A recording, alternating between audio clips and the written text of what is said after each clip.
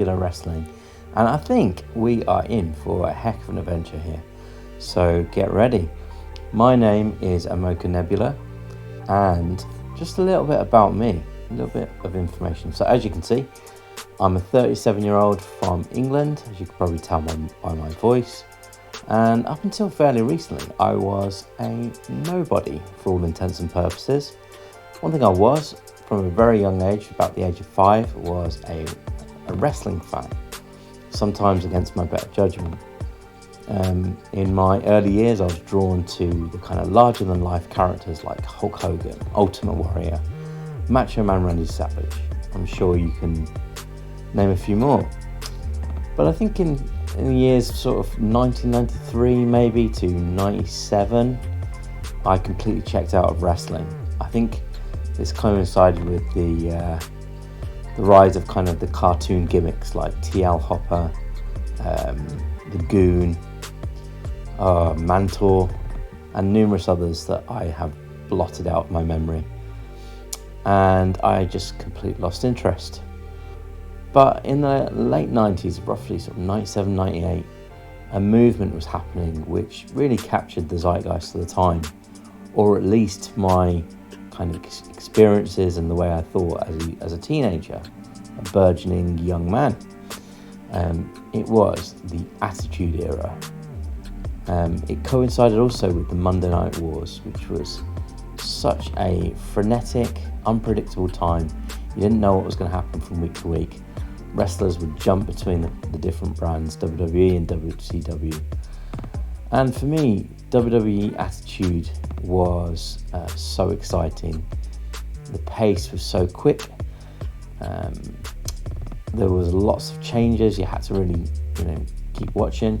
And it was a perfect storm of talent with the likes of, The Rock, Steve Austin, Mick Foley, and so on and so forth, Triple H, you name it. I think in hindsight, looking back, Attitude Era had its flaws, definitely. There was a lot of trash on there, Jerry Springer-esque. Crash TV, I think it was nicknamed. Stuff like the Oddities and things involving Luna and Gold Dust, and things that were just sleazy, and I think particularly with a more progressive, maybe modern mindset, it doesn't age well, does it? Let's face it. And I think there were periods where titles were flip-flopped too quickly, alignments were changed from heel to face in a blink of an eye. From a business standpoint, it didn't really make sense, because I think a slower paced product is probably better business-wise. And sometimes it was shock for shock's sake. But I think looking back overall, it was just so much more exciting and interesting than this time right now. But I do think the golden era for me was actually probably just after the Attitude Era. It was probably early 2000s, was it the SmackDown 6, I want to say? The rise of like Edge, Rey Mysterio, Chris Jericho, Eddie Guerrero, Kurt Angle. These were people who could talk, who looked like stars. Obviously not Rey Mysterio really, but they could also go in the ring, so it was really balanced. And there were some really great storylines. I mean, the invasion angle was a bit of a flop in the end, because I think they had their hands tied behind their back, in the sense that they couldn't have the big contracts, the Goldbergs, the Hogans, the Flairs, the Stings, etc., etc. And so it wasn't going to work, but it was still an exciting time to be a fan. Anyway, in the years since, I would say I think it's just gripped me for life now, probably, for better or for worse. And I've kind of been a fan ever since. But I must say, sometimes I look these days and I think, why am I actually a fan of this? WWE in particular, for me, has become creatively bereft. I know they're doing really well, and fair play to Vince McMahon for his business acumen, but creatively he's lost the plot. The shows are so boring, static, stagnant, and for me there's a lot of wrestlers now that I feel like I could beat them up, and they can't talk, they've got no charisma, but they're very good in the ring. So for me, it's more than just the bout product. It's about how they can talk, it's about how they can sell me on the story. And I loved about the Attitude Era was that one thing I loved was that everyone seemed to have a story and motivation. So I was excited a few years ago when Tony Khan started AEW, billionaire, real competition for once. And to be honest, I think AEW's done a lot of good things. I think there's some real exciting aspects to it. But largely, I found the whole thing quite dissatisfying. I feel like it's been a bit of an internet-generated work rate indie sort of movement. And largely they've played to that sort of echo chamber.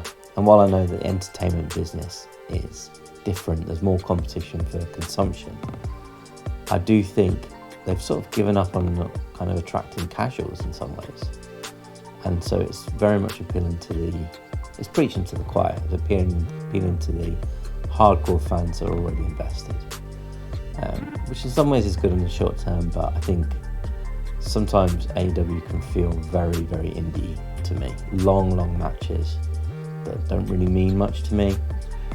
Very vanilla guys here and there, with some exceptions, some real bright sparks, so don't mishear me. But I think I've channeled some of my dissatisfaction with some fantasy booking. I've done quite a lot of fantasy booking on Reddit, on different forums, things like that.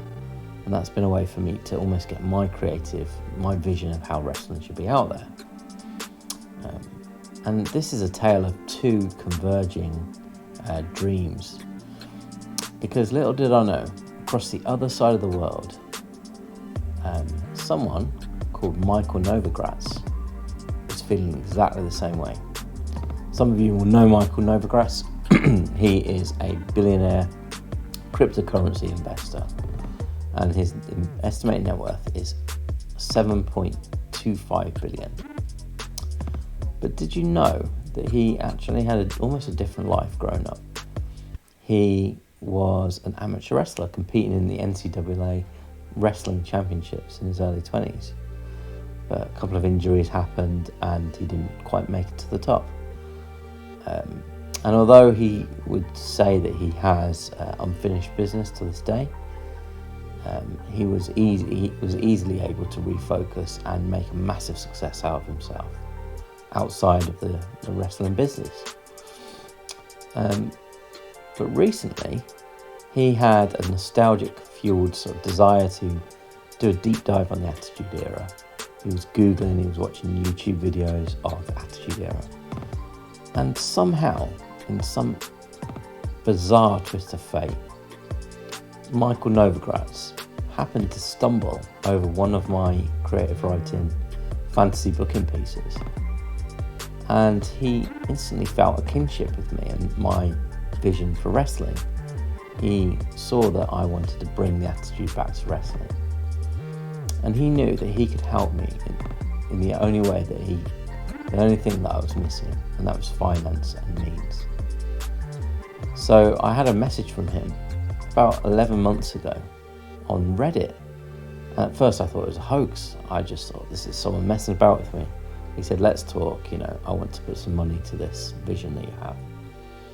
And eventually he was able to prove his identity, and we spoke on Zoom, and we eventually met, and for the last almost a year we have secretly been furrowing away in the background to put together a third brand to bring the attitude back to professional wrestling, to challenge a stagnant WWE and inconsistent and slightly unfocused AEW. And we are calling it Nebula Wrestling.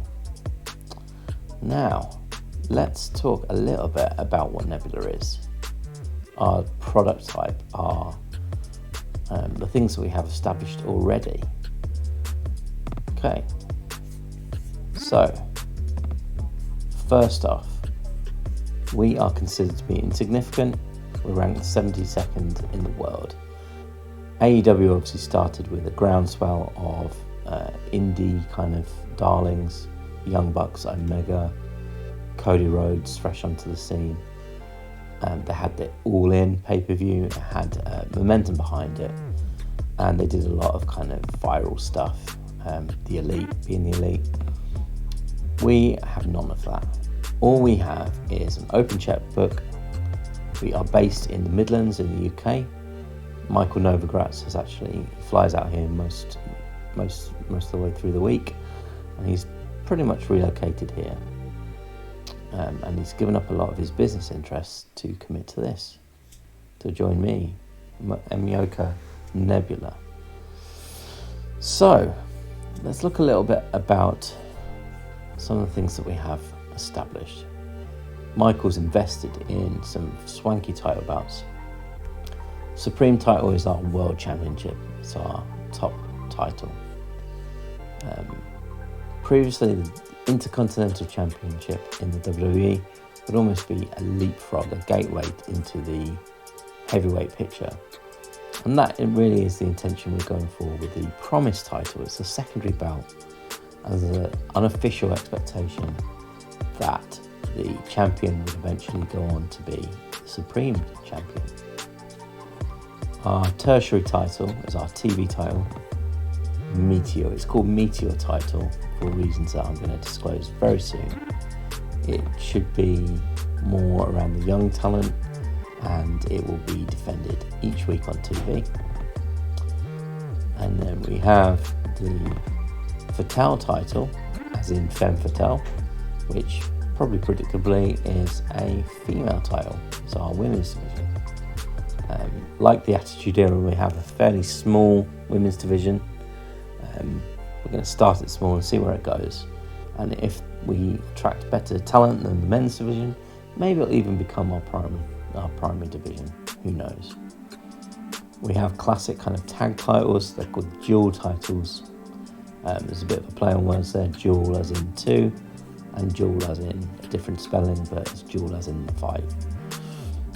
And interestingly, we might not get to this anytime soon, but we've purchased Triad Titles, which are essentially trios titles.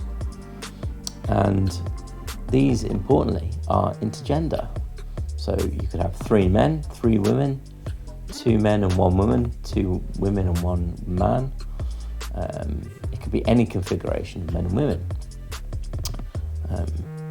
So that's kind of cool, but as I say, we might not crown the champions for quite a while until we really establish a depth of roster. So just to go over our events and TV, we have managed to secure via our own network actually.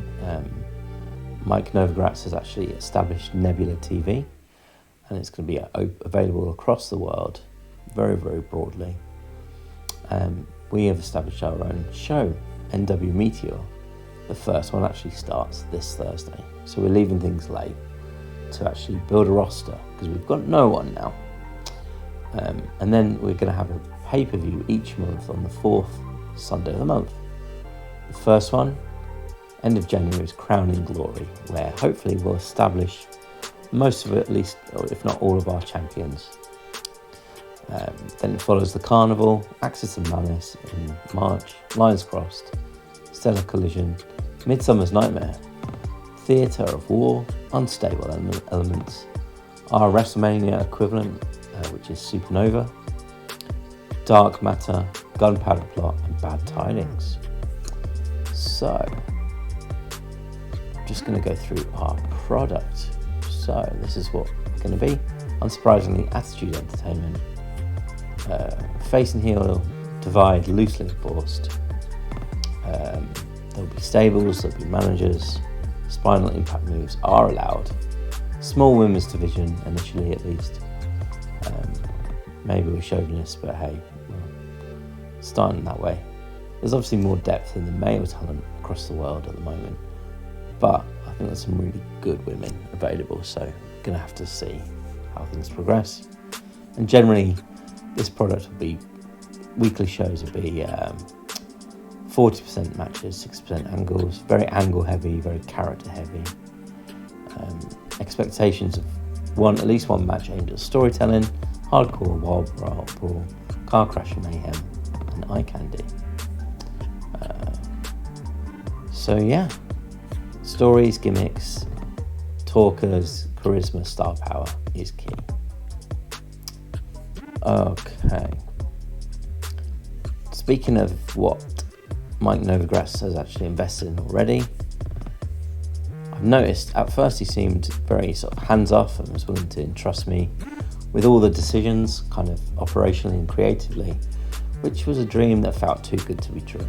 And I think, for better or worse, that is proven to be the case, because he is getting more involved, more emotionally involved.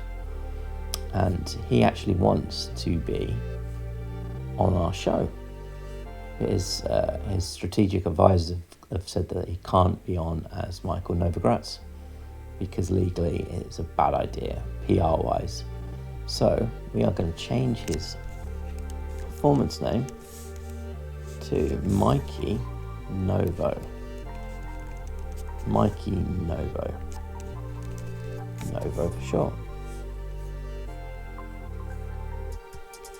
And just to say, we are using a data platform called TEW 2020. And thanks very much to our team of analysts. I believe their names are Adam Ryland, Questlove, Raspymorten, Emmo and SuperSaiyanMutant, Sabin, joemurphy, and Lukkearthur, who have contributed to this management platform, which will help me to carry out my booking most effectively, of course. And they have assessed Mike's skills, and they've seen that he, although he's 57 years old, he's kept himself in good shape, bit of a brawler, good basics, and from years and years of canoodling in the business world, lots of presentations, lots of speeches, he has great entertainment skills. He can cut a promo, ladies and gentlemen. So, and then me, I was shocked by this, I was humbled. I actually took a lot of acting classes as a child. I was in a performing arts school for several years. And so I've got good mic skills, good charisma. Apparently I've got a bit of sex appeal, who knew?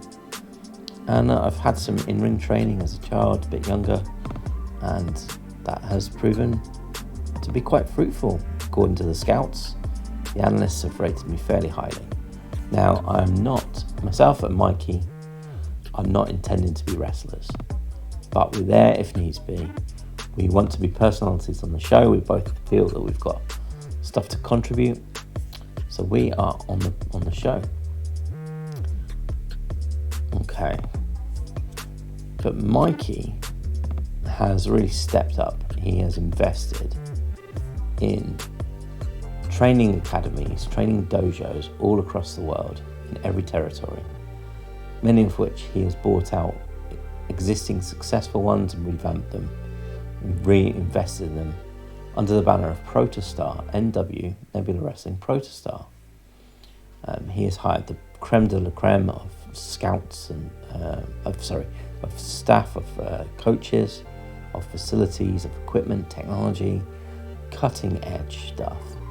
And the buzz that I'm hearing from our management meetings and from the head trainers in all of these dojos is that we are starting to produce, having these been opened most of this year, because they got built and opened very, very quickly, we are starting to produce some serious talent.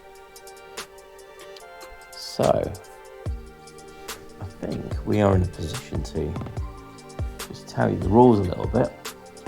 So, as I say, it seems so good to be true. I have a blank checkbook, as I said, and Mike wants me to go wild and basically sign whoever I want to some degree. So we've got so much talent across the world, you know. However, we have to remember we are starting from scratch. So although we've got money, a lot of wrestlers, the top wrestlers, aren't necessarily motivated solely by money. And they don't want to come and wrestle in front of very, very small crowds for us for 2 years, 3 years, however it takes us to get anywhere near to where we want to go. So we're going to have a hard sell on to convince the top tier people to come along. And obviously WWE and AEW will be aggressive recruiters, and we might face some difficulties.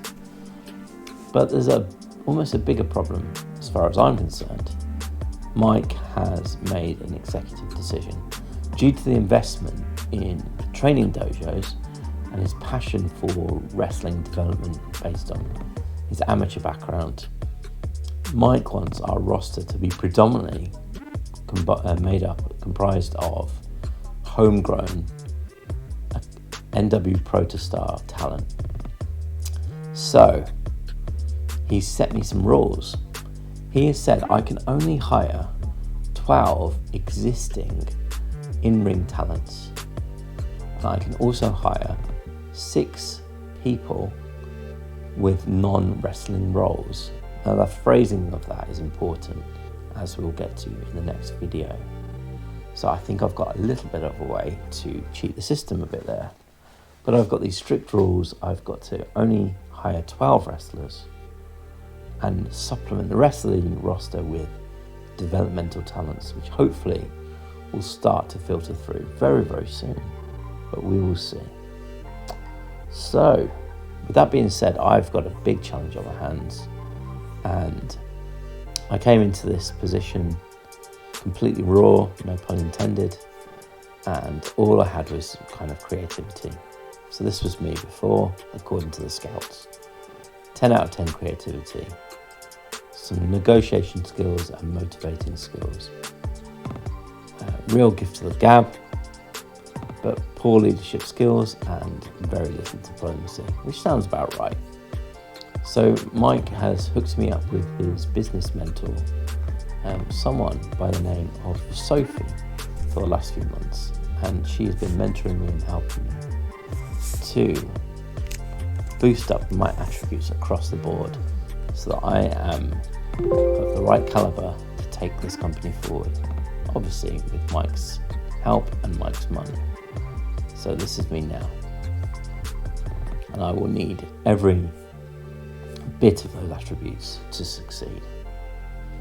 So, if you will, I'd invite you to join me for our next video when we have the unenviable task of hiring our starting roster with the conditions and limitations that I've just mentioned. It's going to be exciting, but it's going to be tough, make no mistake. So I'll see you very, very soon. I'd love it if you could join me during these videos, this whole series. And when we're a bit more established, it would be great to have you on the creative team, where you can comment, you can like and subscribe. You can do that now, and I'd be really grateful if you could. But down the line, I will really be reading, I'll really be looking out for my creative team, for my helpers, to really help shape this product, help to name new wrestlers, help to suggest angles, help to keep me on my toes, to really to bounce off creatively with me. But for now, I'm gonna get stuck in. So I'll see you hopefully very soon for the next video.